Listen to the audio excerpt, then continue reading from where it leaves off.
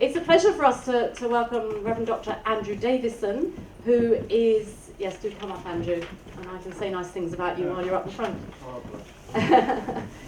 Andrew is the lecturer, the Starbridge Lecturer in Theology and the Natural Sciences here at the Faculty of Divinity and a Fellow of Corpus Christi. Before that, he was a tutor in theology at Westcott House, and he's an ordained priest in the Church of England. He's one of those rare creatures that has PhDs in both philosophical theology and in sciences, in biochemistry.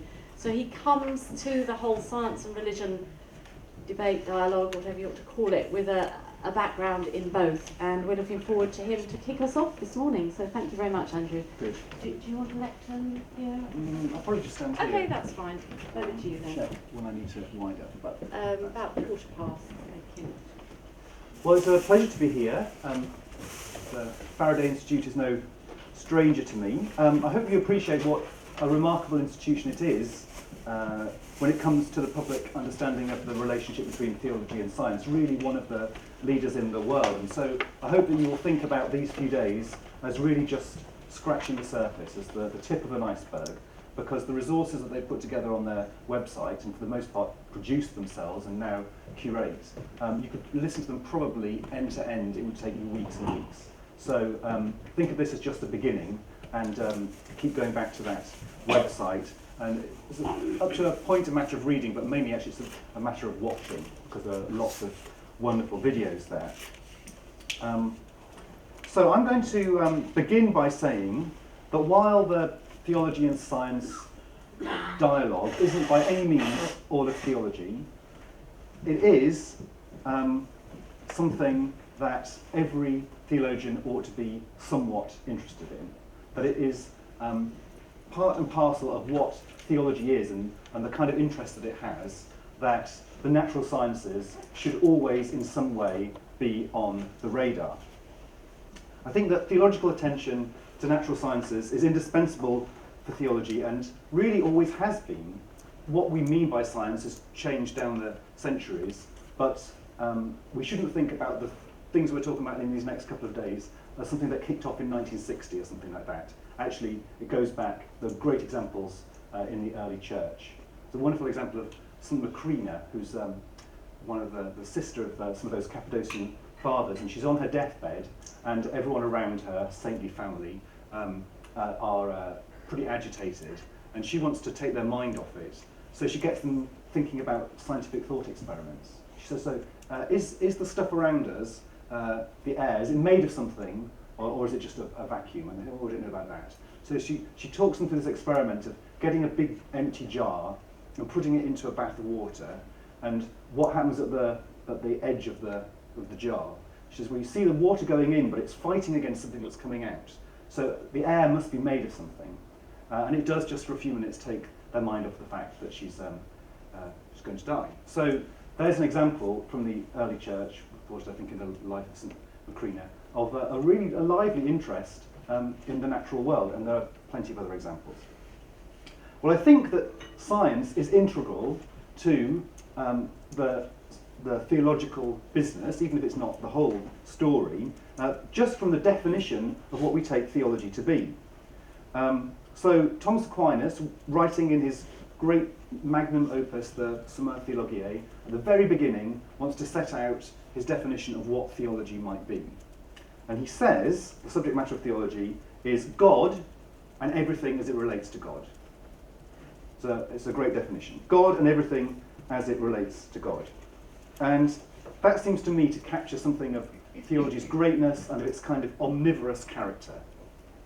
Well, we're interested in God and everything as it relates to God, which basically means God and everything. And so if the task of theology is to consider everything, albeit under the aspect of its relation to God, then attention to the natural sciences is going to be, in its own way, indispensable, because those natural sciences offer an indispensable perspective on the nature of things for which nothing else can stand in. The perspective of the natural sciences can't be substituted. That's to say, there is going to be something missing from our theological understanding if we don't pay attention to science, which of course doesn't mean that the natural sciences are going to allow us to dispense with any other perspective. And that message, that there are lots of different sources and there are lots of things to know about and they can't substitute for one another, is I think a pretty important message to take away from this. I think I might use the lectern after all in order to negotiate double-sided printing.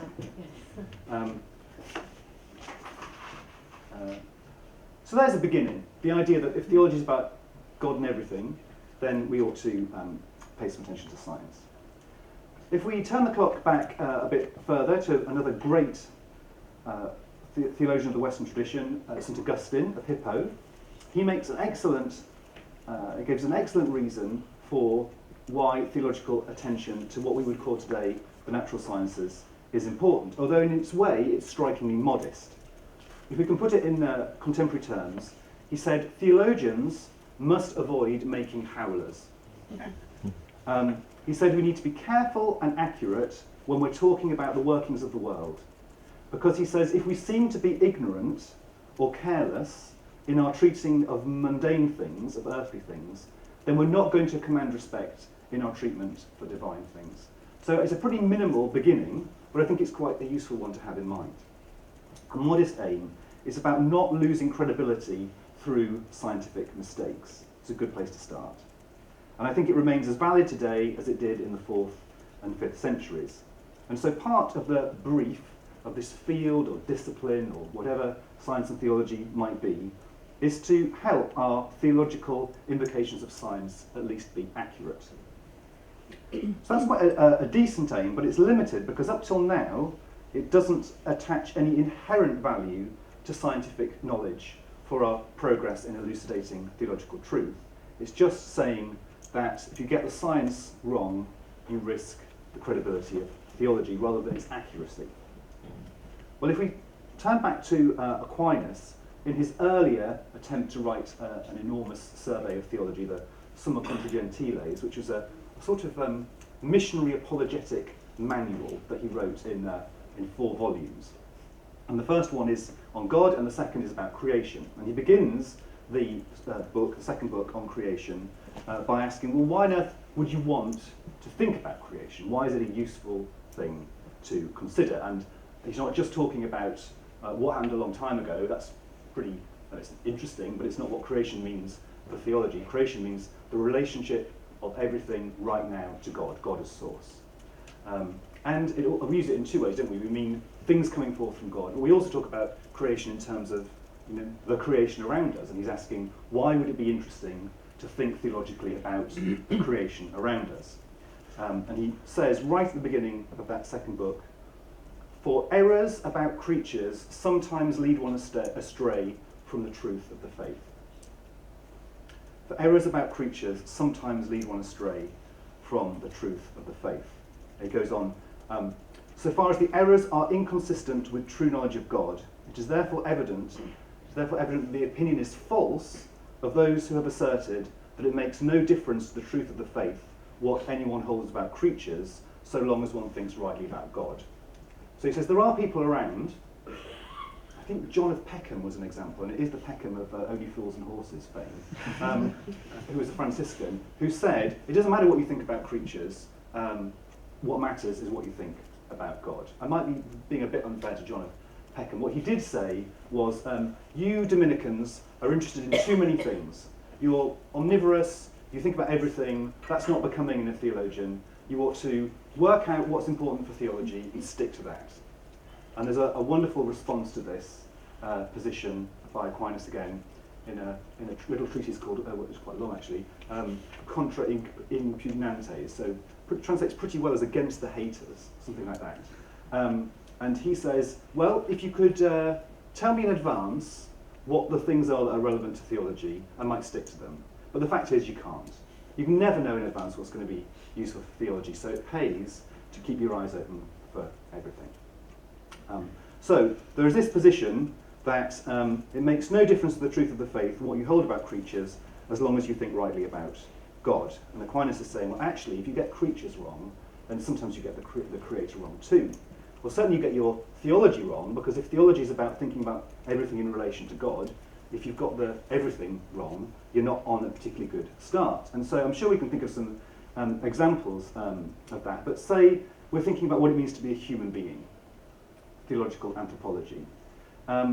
We've got to admit that for a fair bit of theological history, Aristotle, who in many ways has been a great thinking partner for theologians, didn't do us any favours in presenting women as being malformed or incomplete men. So if you think that scientific truth is that women are improperly developed men, then you theologise on the back of that. Your theology is not going to be off to a great start. And that is part of our heritage and history. And it might be a good thing, if you make a note, for when you're talking in your groups, or talking later on, to think, what are these areas of science where mistakes about the creature might lead us to mistaken theological thought about creatures? And I guess just in a really mundane way, say we're getting involved from a theological perspective to think about mitochondrial DNA transfer. That was a big thing in the newspapers and in Parliament a year, 2 years ago. The so-called three-parent babies. It's actually about 2.0005% babies or something like that. Well, unless you really understand what the science is, then you're not really going to have anything to say about it from a theological perspective. And so, in all of these ethical questions, errors about creation will lead to errors about our theological thinking about creation. We need to know what we're talking about. We need to have a solid understanding of the science that's at stake. So, that's a beginning. I want to talk a little bit about the ways in which theology and science have been thought to be related, or unrelatable. And I think I've got a handout which I can get passed around. I should say that the study of science and theology has sometimes been really quite dominated by this particular question. How can we map out the ways in which theology and science can be related? And that's a pretty good place to start, or an ultimate place to start, but it's not the most exciting question in the world. And if you ask me later on, I probably haven't got time to talk about it in the talk itself, but there is, I think, some interesting observations to be made about the recent history of the theology and science discussion. I think you can divide it into more or less 3 phases since, say, the 1960s. And the first phase, which was about establishing that there was a discipline and establishing that there was a dialogue to be had between theology and science which wasn't just completely negative, this question loomed really quite large, the question of how can we think about the ways in which theology and science can relate. And I think personally, I find it gets more interesting when you get onto the contentful stuff. You know, what actually about evolution? What actually about Christology? What about eschatology? What about life on other planets? That's where my interest lies. But I think it is useful to think about the methodological questions. So I hope that I've done you a service by bringing together in one rather dull-looking handout all the different discussions that I've ever come across, about the ways in which theology and science can be said to relate to one another. And I've given you references. The references, unfortunately, aren't necessarily to when the idea was first put forward, but the dates are just the date that the book was published that discusses them. But say I've given you 3 from Ian Barber, I think I've got them in historical order. So I should say that what I'm talking about here is a list of lists. Each of these lists is a self-contained attempt to think what are the options for the ways in which theology and science could relate to one another. So it's a little bit like this. If we say this, inside this square, all the possible ways we could imagine to relate theology and science, then the point is that the first list says, okay, there's this way and there's that way. The second list, well, a list later down might say, actually, you know, these are the ways. A bit later on, we might find a list that says, okay, well, there are kind of three main ways of relating them, but then each of those can be divided up somewhat, like that. So I might be just stating the obvious, but I don't want you to think that these lists are somehow cumulative. They might be, some of them might be better than others, but you don't line them up necessarily in the first instance with one another. They're each supposed to be self-contained discussions of how do we divide up the conceptual space of how these two disciplines might be related to one another. So I begin with two that are twofold. The duet-dual distinction and the conflict-concord distinction. These people may have good evangelical preaching training because they've managed to come up with alliterative answers, and I'm rather a fan of alliteration myself, but I think you really only get into the Olympic realms of alliteration once you're up to, what, 4? I mean, 5's pretty good. Coming up with pairs of the same letter is, this is paddling in the infant pool, isn't it, really? And there's not that much to be said, I suppose, about people who say, well, they might go together or they might not go together. But it's a place to start. It's just to point out that there is a negative possibility and there is a positive possibility. But in its way, that was quite useful because it pointed out in a culture that was increasingly thinking that the obvious, inevitable and only way of relating them was a negative one, that there was at least conceptually another possibility, which was that they might have some sort of consonance. This kind of work, dividing up the options, that did something, I think, within the theological realm. It was quite important for theologians to explore what the sorts of possible relations might be. But the people who really made a difference, I think, on the much wider academic scene were the historians. So there were some great historians that are still alive, like John Hedley Brooke, who has been retired a little while, Peter Harrison, who was in Oxford for a while, has gone back to Australia, and Ronald Numbers in the States. And they showed that it's possible that there could be some sort of consonance between theology and science by showing that for vast swathes of history, it had been actual. So quite a good way of showing that something's possible is to show that it has actually been actual, because if then it must be possible.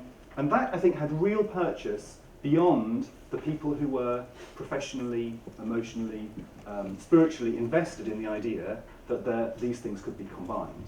Because if you can show that the idea of this inevitable war between theology and science is actually quite a recent construct, and that you can't properly understand the early modern explosion of science, Western science, as some kind of overthrow of religion by science, because the people were profoundly religious, most of them. I mean, Maxwell seems to have spent more time in Bible study than he did in his laboratory. Newton, not an orthodox Christian by any means, wrote more on questions of apocalyptic and that sort of thing than he did about physics. And now that his archive is being put online, I think this is causing quite a lot of embarrassment, actually. And not least also because he did all sorts of funny alchemy and and that sort of thing as well. And in a slightly more conceptual register, people doing important work to show that it's not the superstitious Middle Ages that had no room for interest in the natural world at all. And then all that collapses, and that opens the way for the birth of modern science. But on at least two fronts, that's not a great historical picture.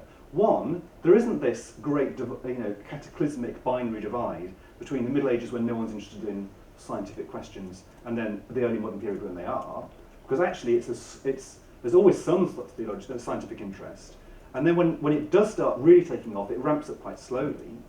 So we might hold up Galileo, for instance, as having done all this wonderful work. He did do wonderful work, say on kinematics, on the behaviour of moving bodies. But particularly the equations of linear motion that are sometimes ascribed to him, at least two of the three had been worked out by fellows at Merton College in Oxford in the, I think, early 14th century, sometime in the 14th century anyway, in proto-numerical form. So and there are all sorts of other examples. People say, oh, everything was held back by final causation. I'm quite interested in final causation, but it was held back by it. And that didn't go until the early modern period, and then suddenly science blossomed. But people had been questioning the role of final causation, the fact that the idea that things are drawn on by goals, a century before that. So one historical picture is that you can't just say there was that the developments all happened suddenly at one point.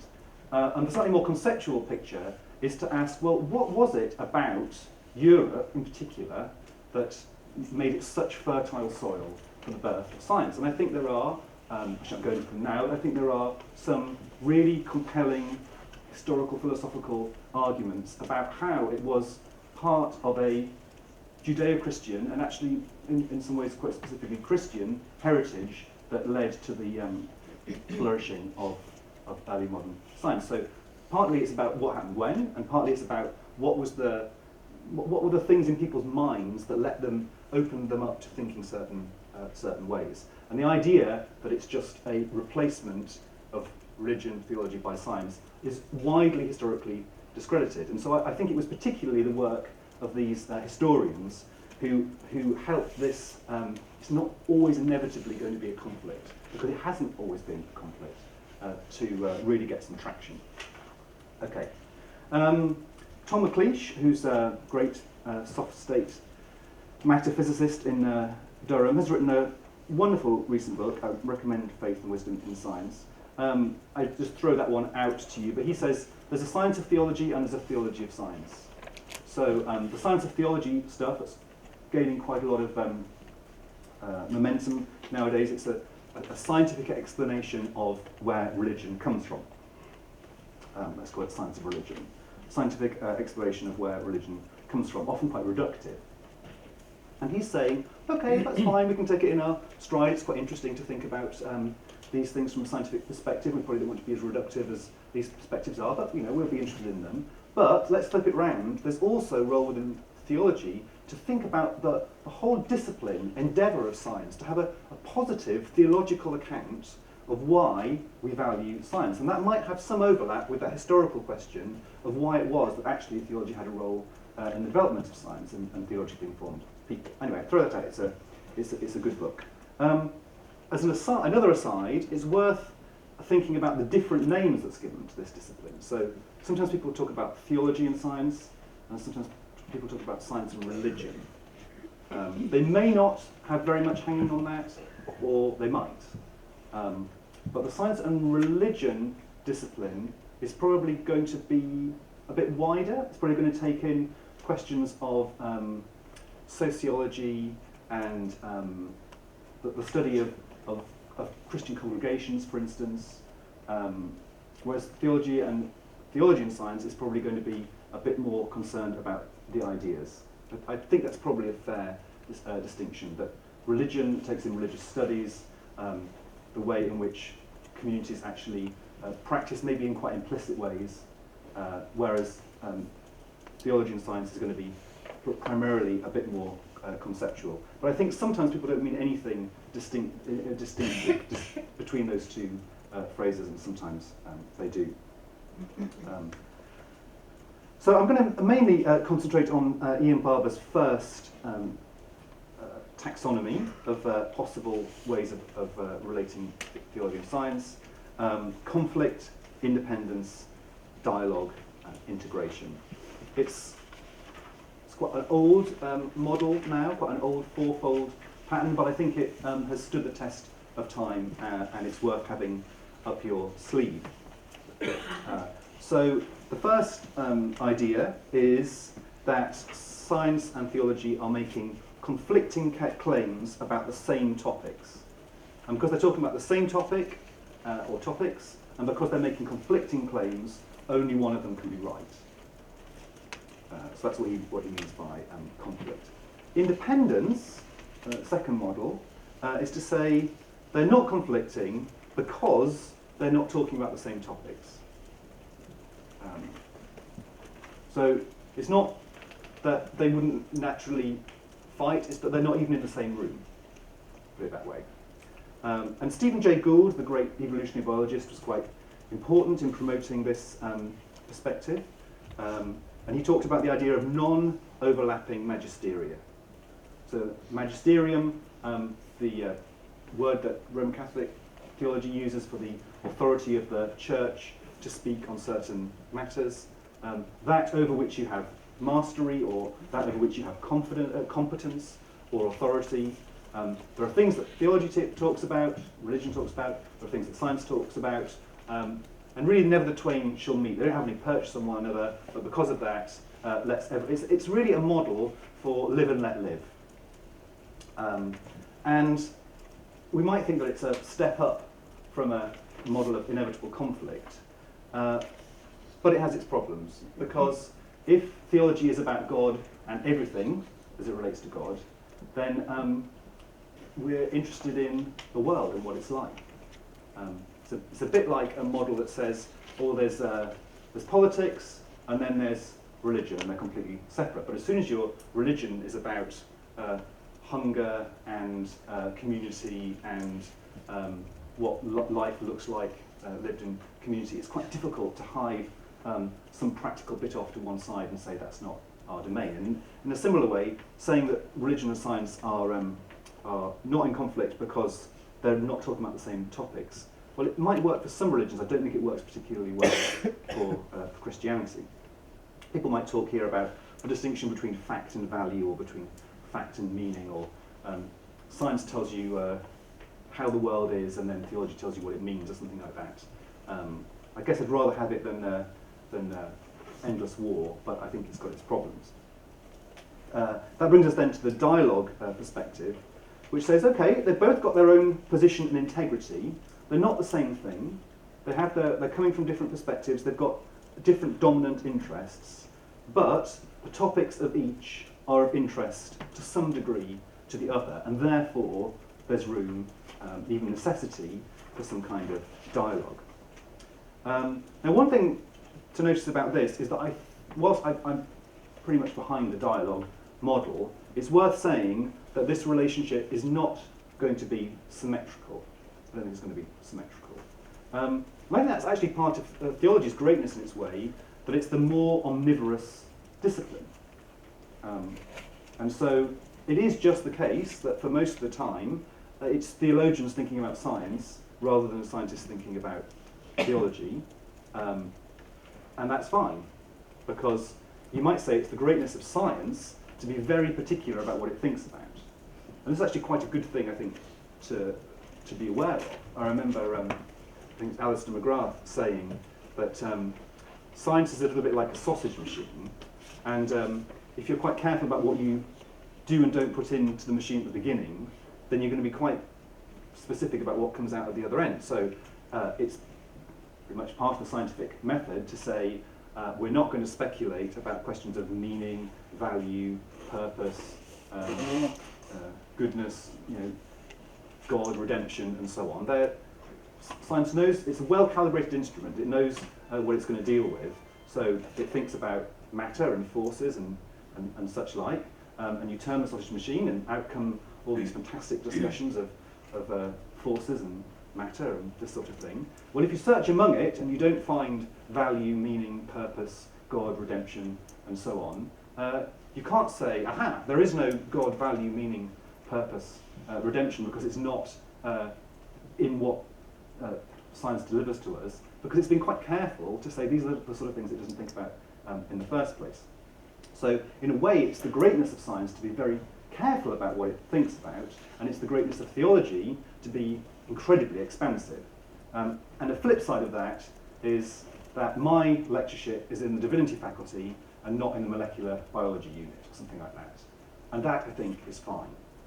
I'm going to talk in a minute about the sorts of scientific topics that might be of interest to theology. Where might, however, theology be of some interest to the scientist?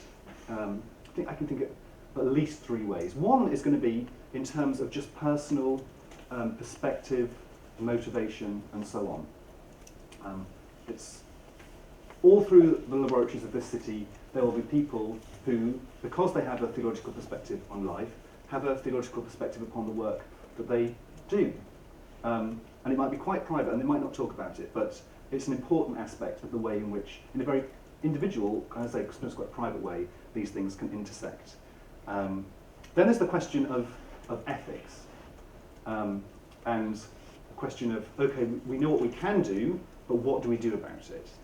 And here, in hospitals, for instance, in ethical committees, the perspective of the religious traditions is taken seriously. And that will be an example of where theory doesn't necessarily inform exactly what it is that the scientist does, but it might be part of the picture that informs what experiments are even allowed in the first place, or once we've got the results, what it is that we do with them. The third one would bring us a bit onto the epistemology of science, which I want to talk about in a moment. And that's to say that science rests on philosophical foundations. You've got to have presuppositions about what reason means, even what matter is. These are absolutely fundamental, and most of the time, actually, scientists aren't thinking about them directly. But I'm pretty convinced by Thomas Kuhn's work about scientific revolutions, and one of the things you can get out of that is great Structure of Scientific Revolutions book, is that when the really big shifts, paradigm shifts he calls them, come about, often it's when we're on the more philosophical territory. So it's when even the very parameters that you're thinking within get questioned. And so gravity and relativity is a good example of this. You have centuries where people think they know exactly what time and space and matter and so on, and gravity are, even though they're quite ultimately philosophically highly charged categories. People aren't thinking about them in those ways.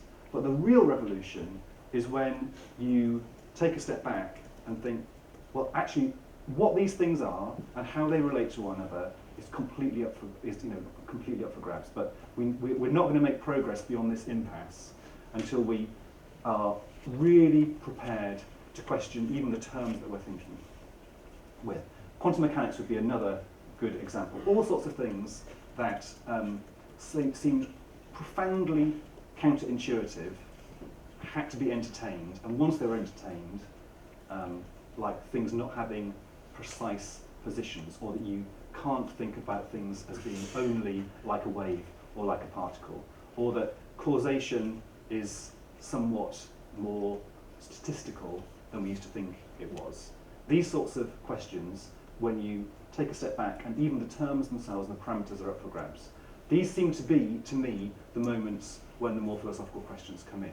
Now, I think of our religious traditions, and Christianity is a great example of this, as being fantastic repositories of philosophical wisdom. So most of the time, I don't think that the scientists in their day-to-day scientific advances are necessarily, beyond their own personal motivation, going to be that interested in theology. But I bet sometimes the philosophical treasure house of our religious traditions can open up insights that lead to really big shifts in theology.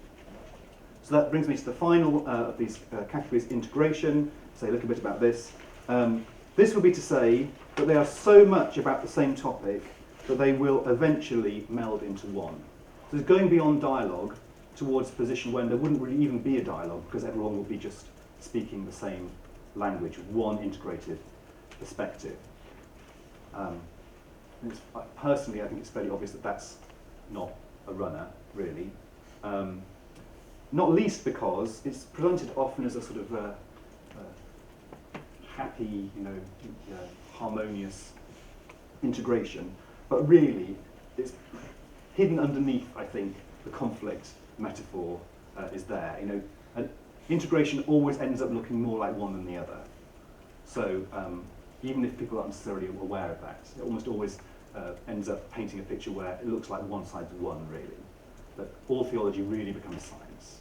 Well, it's an integration, but actually all theology has just become science. That looks a little bit more like the conflict model, and perhaps some people are willing to entertain. So I'll pass over the other discussions. They've all got references. If you want to follow up what other people have said about the sorts of ways in which theology and science can relate, they're there. Okay, so I've only got about 10 minutes. What are the kind of matters that theologians would do well to attend to at the moment?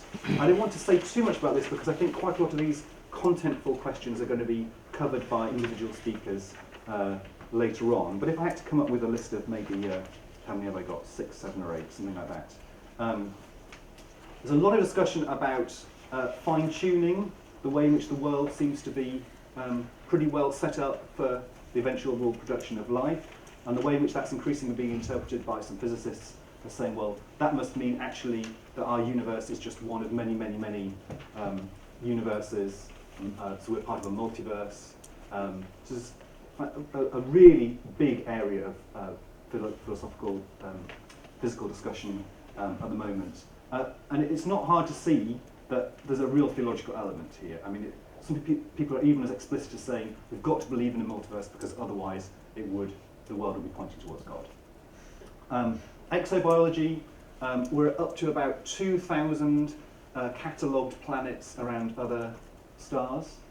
It's increasing almost every day. I haven't got the figures to hand, but I think that there's a good indication that there might be about 10 billion Earth-like planets around Sun-like stars in the observable universe. We're almost at the threshold of being able to take atomic absorption spectra, molecular absorption spectra of the atmospheres around these planets. So pretty soon we might start being able to tell whether there are molecules in the atmospheres that are telltale signs of life. It might be that it's 1,000 years before we detect that. We might never. But just the fact that we now know that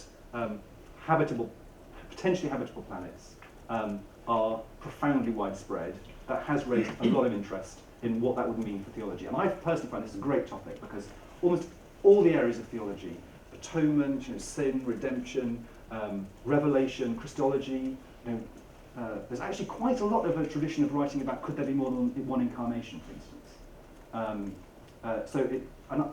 It's a great sort of thought experiment because thinking through those questions actually helps us to think about what we understand about those things for life on Earth. A parallel to all of that is how we understand non-human animals in theology. So actually quite a lot of the questions we ask about, what would it mean for our understanding of theology for there to be little green men, are opened up by dolphins and octopuses and that sort of thing, the more that we realise that there are flickers and parallels to, say, intelligence elsewhere in the world around us. I'm particularly interested in symbiosis, so I think this is a really big area in biology, or poised to be, and one that we haven't necessarily taken enough notice of within theology. We like to think for 100 years that the world is characterised by nature being red in tooth and claw. Actually, and that's quite true, competition is important in the history of life now and its development, but so profoundly is intercooperation. In fact, this isn't just some odd thing that happens here and there. The web of life on Earth is profoundly characterised by intercooperation. And in fact, also the story of evolution can be narrated as shifting patterns of cooperation as well as one of competition. I think there's something really interesting there, and we could do more with that. Technology is, the relation between theology and between science and technology. That's something for you to think about. But technology is, I think, something we should be thinking all the time about and thinking about in our churches, because the way technological developments are shifting what it means to be human. And it's a bit like a frog in that mythical frog in the pot on the stove, and if you bring the temperature up slowly enough, it doesn't jump out and it dies. Horrible image. But I think there's something of that to the way in which technology is changing our lives. And one way to illustrate this, I think, is that we always think that the big life-changing thing is round the corner. So we talk a bit about transhumanism and the development of human self-adaptation, and we think, oh, well, the really big thing will be when I have a chip in my brain or in my eye or in my ear or something, and the internet is kind of integrated with me. Well, I like to say, there's my phone, the fact that this is in my hands for such a long time during the day, and the fact that Wikipedia and my thermostat at home and email and stock trading and all of these things are available at the touch of a button. I would say that the really profound shift in the way in which we relate to information and agency has happened. And whether that then integrates with me through a Google Glass or a chip in my cornea or whatever, that actually is less important for the reconfiguration of the practices and identity of human life than the fact that we've got this smartphone technology. So I'd say a great model, in fact I've got some resources, I'll email them if you want, of thinking through technology in terms of the phone in our pocket. Neuroscience, obviously, people talk a lot about epigenetics, the idea that evolution is so much more interesting and complicated than we thought it was 20 years ago. On so many levels. The importance of mathematical form, the group selection, the role of symbiosis, so many aspects of evolution more complicated than we thought. And one of them, the heresy of Lamarck, the idea that you can pass on acquired characteristics, left out of court for 100 years, it turns out to be, in some ways, true. It's not probably the driving force in evolution, but it turns out that what we do, we can pass on to our children. That actually then can be passed on for generations to come. I think that could turn out to be minor. It could turn out to be really very significant.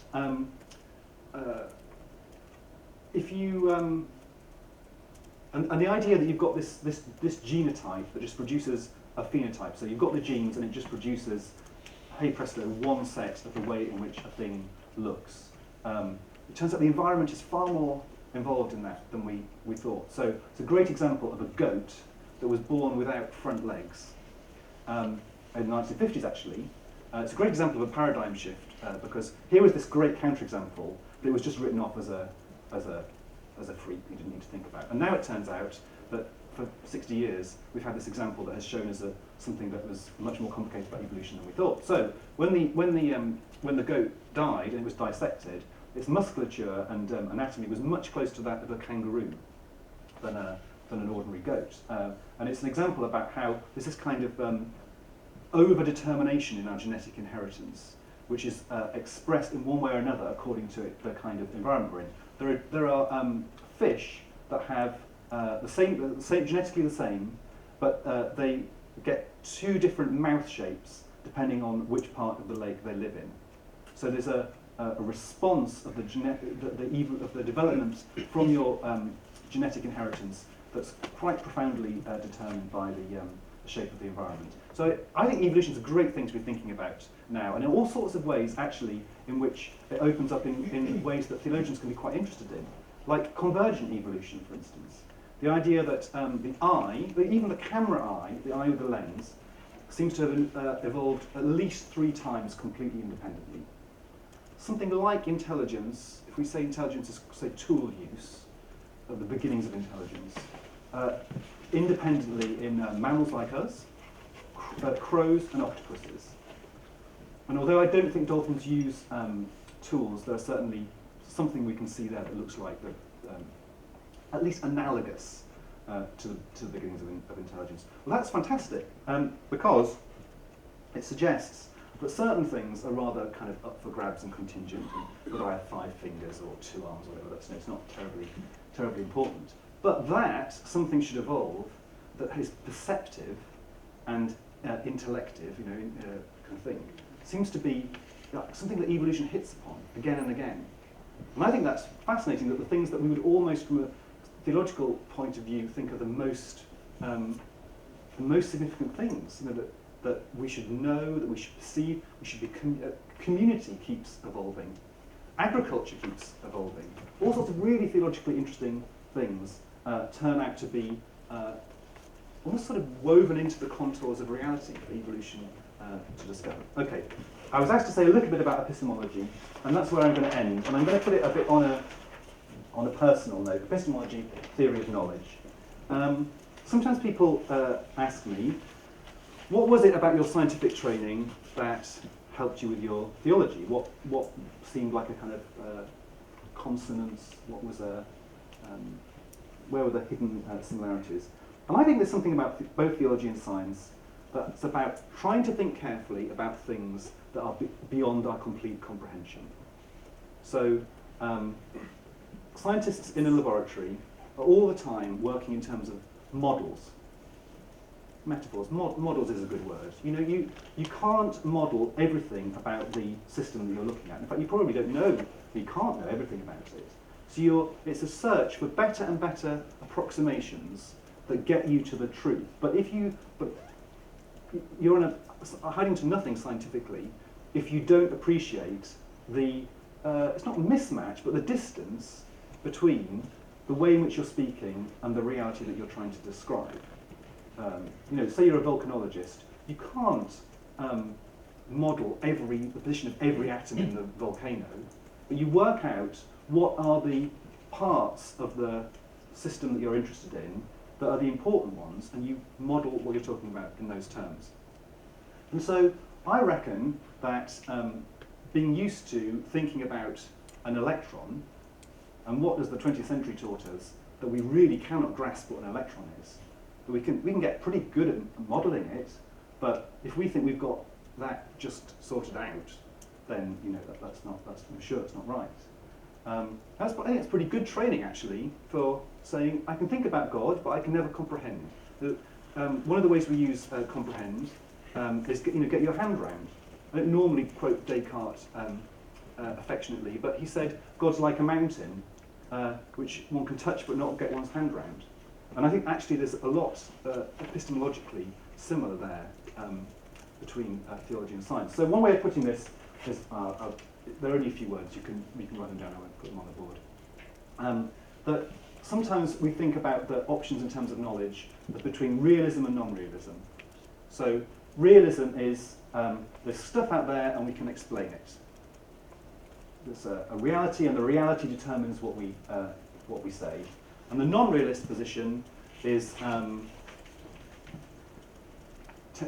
rather than saying there's stuff out there that informs our knowledge, it's more likely to say our knowledge is a projection from us onto the thing. So one of the examples that we might be most familiar with is sort of postmodern approach, kind of trippy continental philosophy approach that says, it's not really astronomy isn't really about things.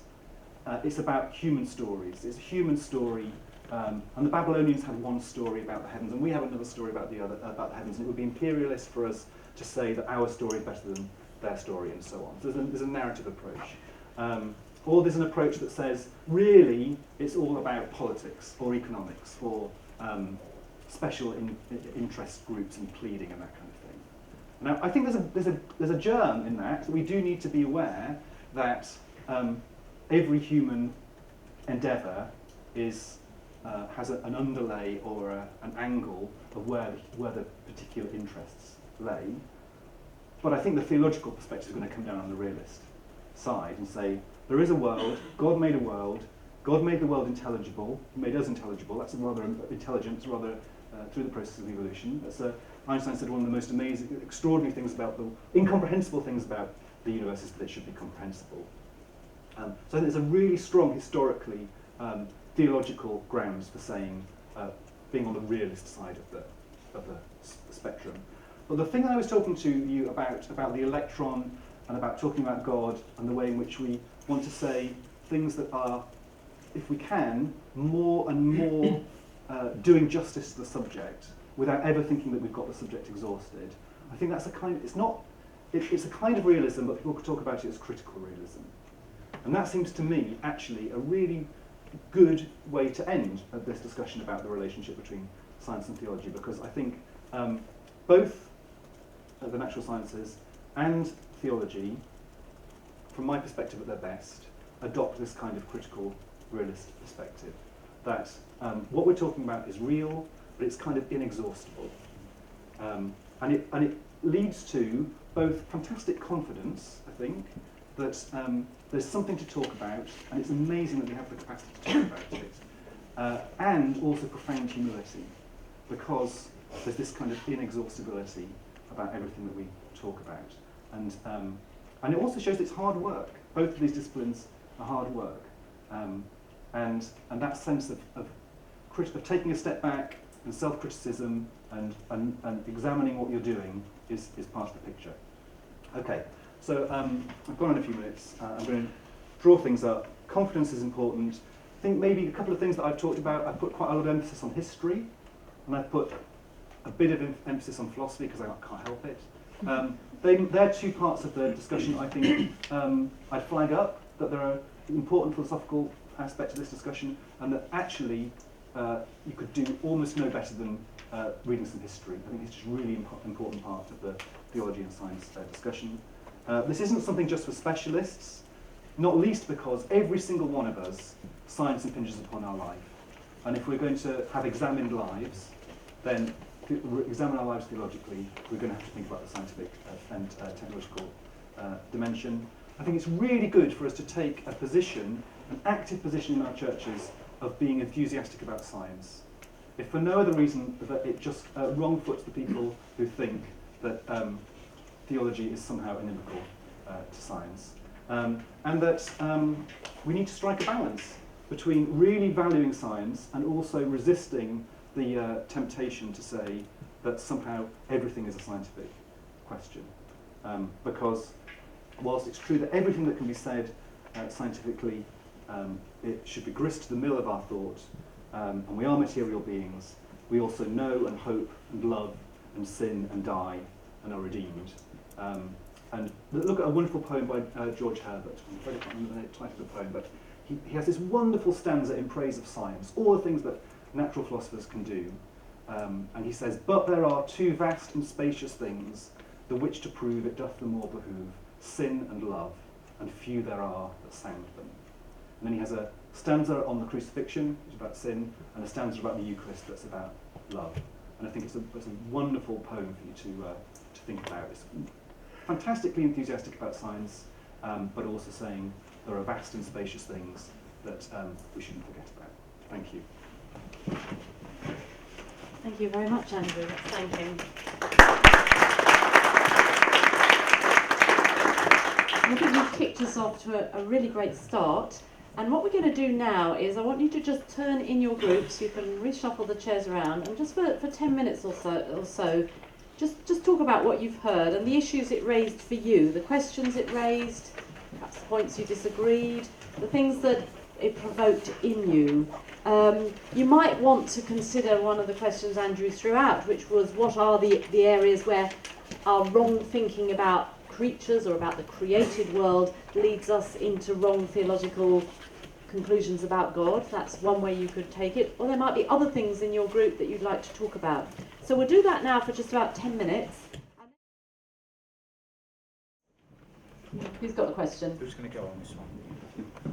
Thanks.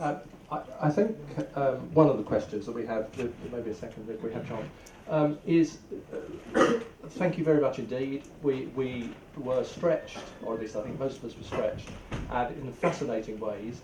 But what, in your view, from this whole sweep, are the touchstones to put to congregations? So when we're talking, we will lose people very quickly. The glaze comes over their eyes. But where are the ways in the local church, which is one of the ways we're hoping to look at this? Is that fair enough? Very good question. One thing that I've found has worked quite well, if you get someone who's willing to think on their feet, is to let it be driven even on the occasion. By the questions of the congregation. So I've done things in churches that all have been largely about answering questions, and someone might want to get things submitted in advance the day before, a couple of days before. Some people might be quite happy just to think about it on their feet. So it's a way of doing it, and I think you can precisely run with the fact that there are different worries, concerns, interests from different people, and do it that way. I think also, even beyond the content, the style or approach, mood is important. So it's as important to model this sense of not being afraid that, and partly as you can do this through history, just showing that there's this vast tradition of grist to the mill. I like to say that Christianity is the most criticised tradition that I can think of, because we've been doing it ourselves. You know, Maximus the Confessor, one of the great theologians, I think, of the late patristic period, wrote these books a book called Ambigua, where he said, I'm not going to write about the bits of my favourite theologians that are most easy. I'm going to take all the really tricky, difficult bits and write about them. Well, the scholastic method is precisely about lining up all the most difficult challenges to what you want to talk about, and then taking them really, at its best, taking them really seriously. So I think bouncing off actual questions and beyond any particular contentful topic, the mood is really important. I think we're going to kind of be coming back to that question over and over again, and I would encourage you to, if you in your groups have experience of things that have worked and other ways that question might be answered, then do share them with one another, and hopefully we'll have a chance to, on Friday, to perhaps share some more widely some things. Let's have a question from the next group. If your question has already been asked, then hopefully you'll have a secondary one up your sleeve that, and apologies for the last group that's going to come up, but we will reverse the order as the day goes on. Do you need time to think so we can pass on to the next group? I'll think off the cuff. I think a lot of us here were wondering how, I think we had St. Augustine of Hippo's warning ringing in our ears that we need to be careful and accurate in our thinking if we're to be credible. How can we, that a lot of us aren't trained in science at all, how can we possibly talk credibly about science in a way that makes our theology credible as well?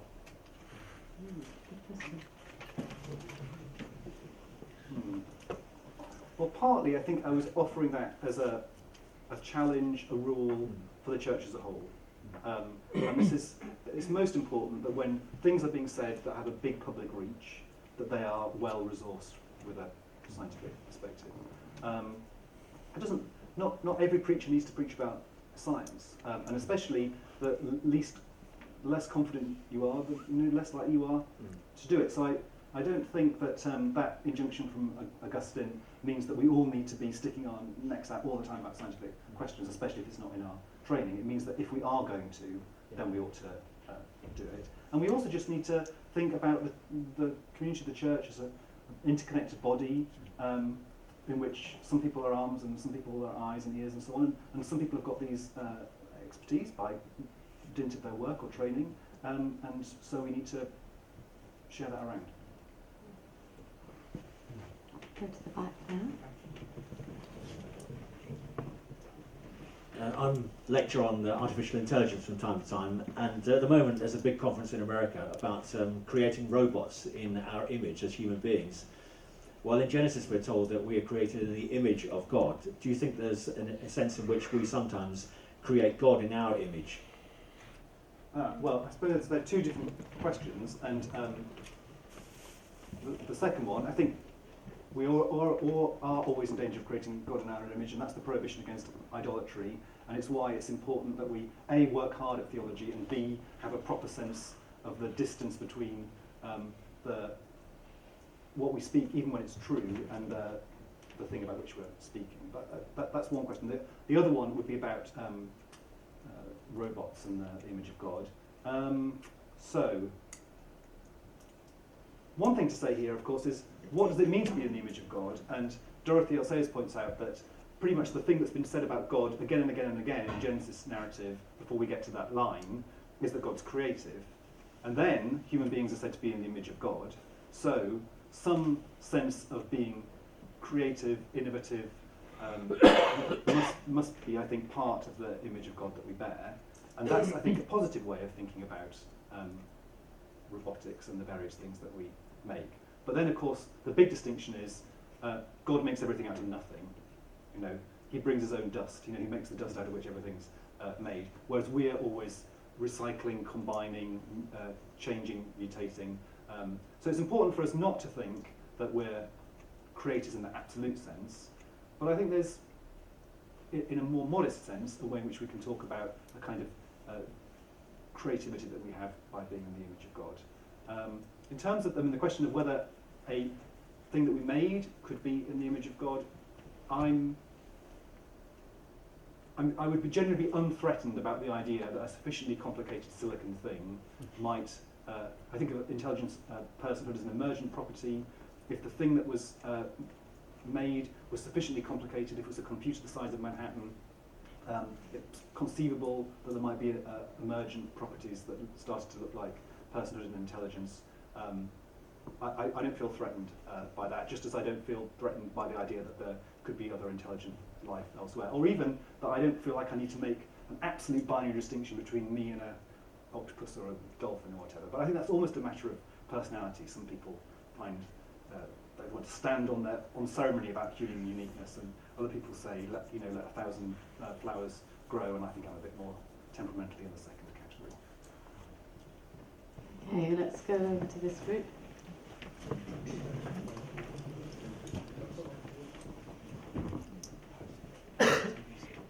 There's clearly a large gap between religion and science, which obviously Faraday Institute's addressing. In an attempt to address that, what are the reasons for the gap? To understand the reasons, I think, helps us to address it. And certainly as a parish priest, I see a huge gap between the people who are in churches and those who are outside. Right, so I think I'd say that this gap could mean at least two things. One could be the gap of science being science and theology being theology. And that's not a gap in the way that I think can be or should be collapsed. I mean, it's the gap between music and English literature. It's the gap between, say, controversially, between biology and physics. I don't think biology needs to be physics or physics needs to be biology. So in a sense, there's going to be a gap. But I think what you're asking is about a sort of more morally charged sense of conflict or of incomprehension or something like that. That there's what C.P. Snow's two cultures and what's going on there. One, I think, is to do with journalism. I think that stories about dialogue and comprehension and nuance and complexity and history don't play well with the media, whereas stories about people being at one another's throats do. So all the time, I mean, whenever you see a newspaper comment about work on science and religion, look, if you're able, at the primary literature, because the state of journalism isn't necessarily always great in this country, but on this topic, I think it is particularly embarrassing and deleterious. And you look at the story, and it's almost always far more complicated, sometimes even 180 degrees from the way it's being reported. That's part of it. I'd say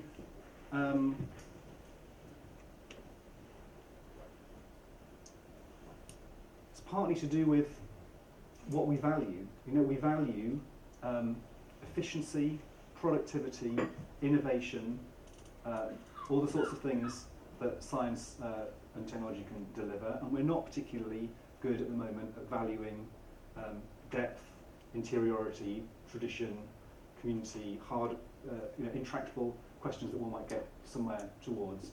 And so I think there's something cultural about the prestige and the honour that's given to science and theology being on the back foot. I think that's part of it.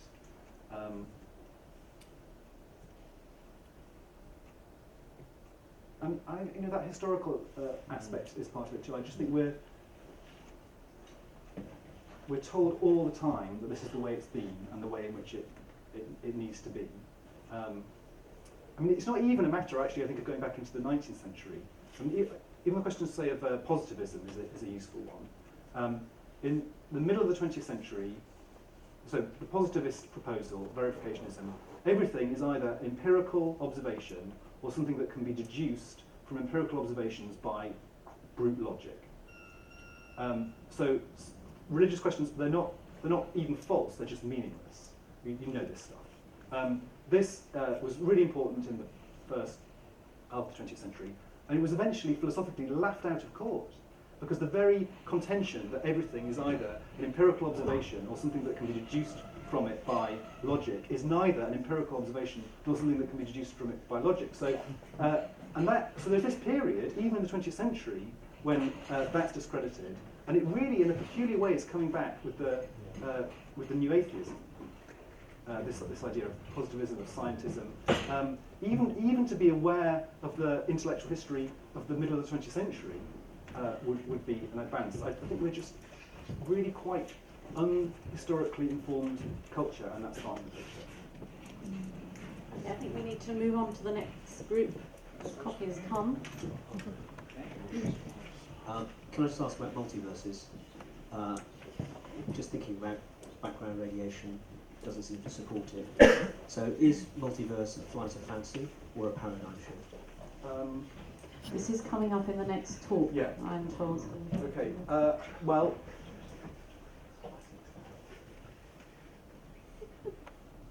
it's almost by definition something you can't observe. The question is, can you observe things that would be more consonant with mathematical models that would point towards that as the ultimate physical reality, or towards mathematical models that wouldn't? So I think that the fact that it's not observable in principle doesn't necessarily mean that there couldn't be things that you could observe that might steer the discussion a bit more one way or the other.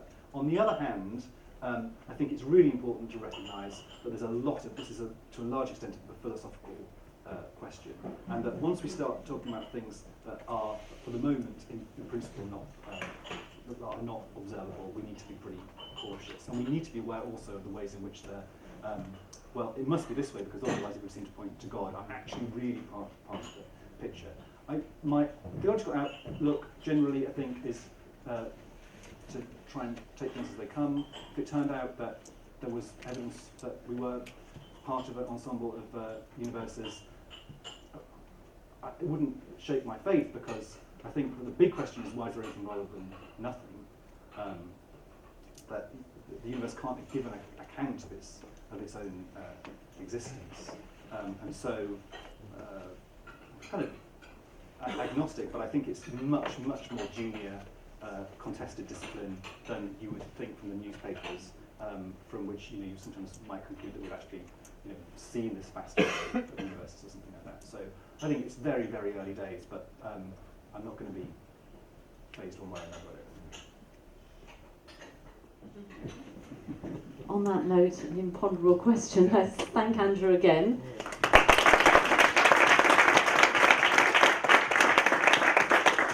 Now I just want to say that we are in the process of setting up